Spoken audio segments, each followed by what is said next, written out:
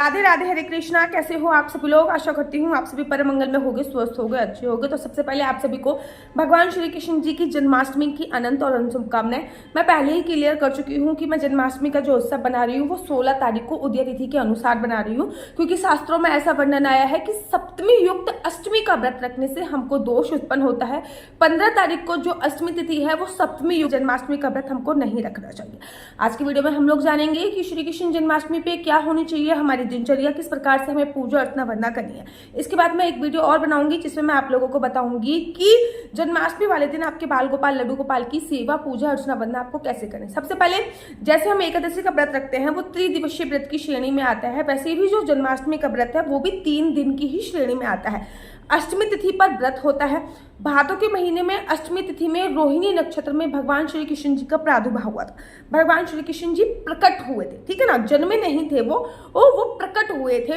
तो उसी को हम जन्माष्टमी के रूप में बनाते हैं। जन्माष्टमी उन 4 रात्रियों में से एक है जिस दिन रात नहीं होती। जैसे कि अगर मैं शिवरात्रि की बात करूं तो शिवरात्रि पे रात नहीं होती, नवरात्रि की बात करूं तो नवरात्रि में रात नहीं होती। वैसे तो रात की पूजा अर्चना वंदना अशुद्ध मानी जाती है, लेकिन जन्माष्टमी पे अगर हम रात को पूजा अर्चना वंदना करते हैं तो हमें मोक्ष प्राप्त करा देने वाली रात ही बोली जाती है। तो जैसे एकादशी का व्रत 3 दिवसीय व्रत की श्रेणी में आता है, ऐसे ही जन्माष्टमी का व्रत भी 3 दिन की श्रेणी में आता है। जन्माष्टमी से एक दिन पहले होती है सप्तमी तिथि और जन्माष्टमी के एक दिन बाद होती है नौमी तिथि।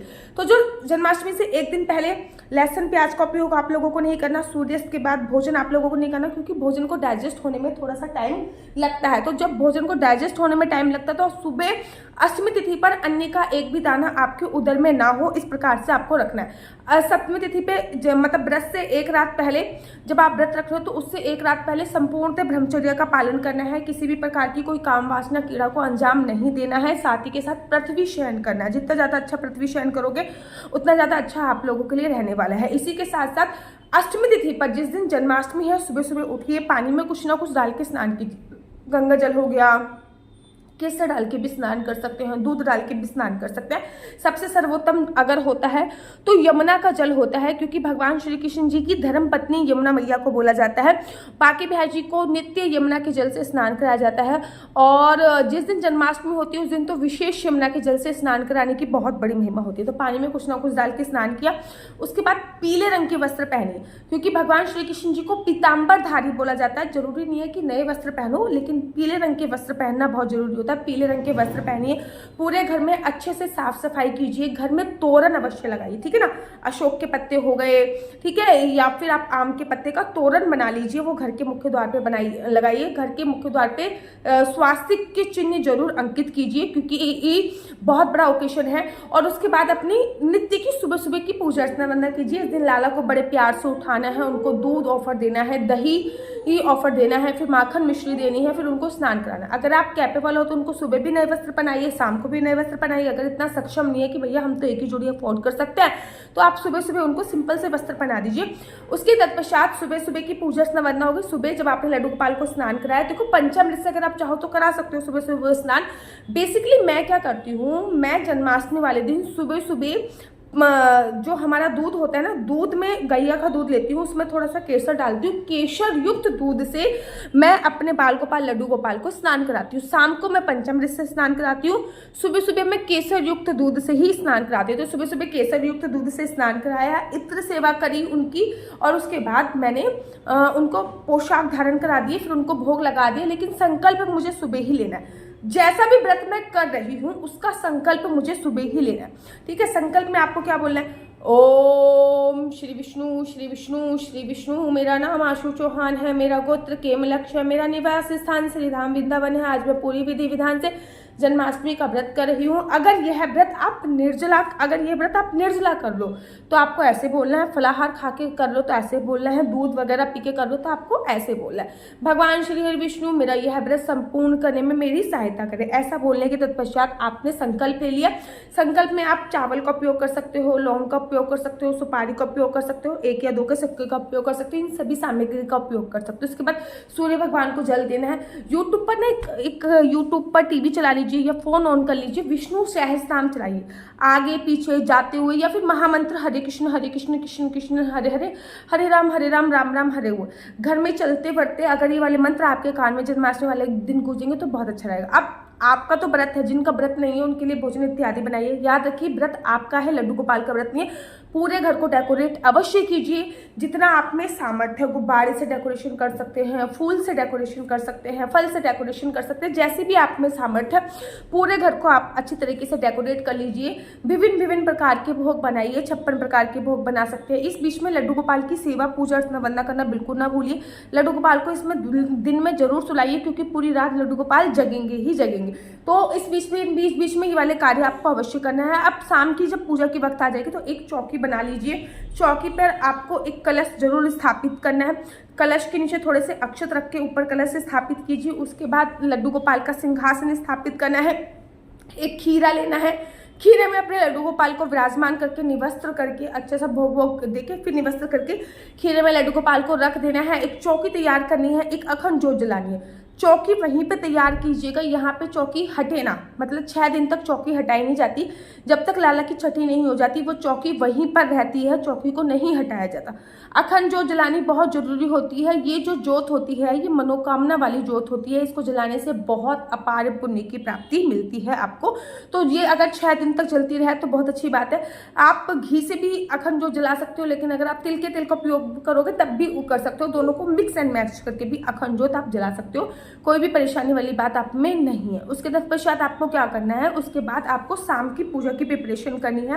रात को 12 बजे भगवान, बहुत अच्छी सी चौकी लगा ली, पूरी डेकोरेशन है, 56 भोग रेडी हो चुका है। रात को जैसे ही 12 बजे थाली लीजिएगा, घंटी लीजिएगा, शंख लीजिएगा, आराम से बजाइएगा और जोर जोर से गाइएगा, नंद भर आनंद भयो जय कन्हैया लाल की, हाथी घोड़ा पाल की जय कन्हैया लाल की।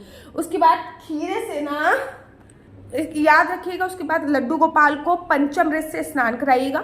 यूट्यूब पे मंत्र चला लीजिएगा, ठीक है ना, या फिर मथुरा वृंदावन से लाइव टेलीकास्ट चल रहा होता है, मंत्र वहाँ पे उच्चारण हो रहे होते हैं, और आप उनको पंचामृत से स्नान कराइएगा।